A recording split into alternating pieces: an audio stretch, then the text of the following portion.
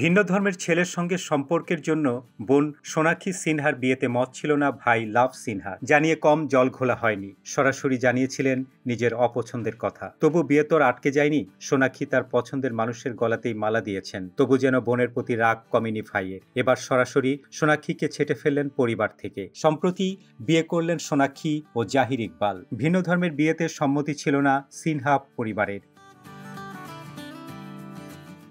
যে কারণে বোনের বিয়েতে হাজির ছিলেন না ভাই লাভ সিনহা।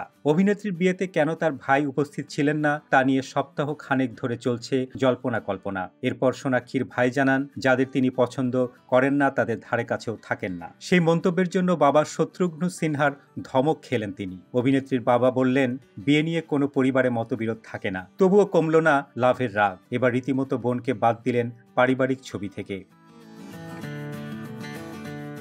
চলতি সপ্তাহে ছিল শত্রুঘ্ন সিনহা ও পুনম সিনহার বিবাহবার্ষিকী। বিশেষ এই দিনে বাবা মায়ের সঙ্গে দু ভাইয়ের ছবি দিয়েছেন লাভ, কিন্তু সেখানে কোথাও নেই বোন সোনাক্ষীর ছবি। সেই পোস্টে লাভ লেখেন, তোমাদের দুজনকে অনেক শুভেচ্ছা, আমরা ধন্য তোমাদের সন্তান হতে পেরে। তোমাদের সঙ্গে কাটানো প্রতিটা মুহূর্ত আমার কাছে আশীর্বাদের মতো। পারিবারিক ছবিতে সবাই থাকলেও শুধু বোনকেই রাখেননি লাভ সিনহা।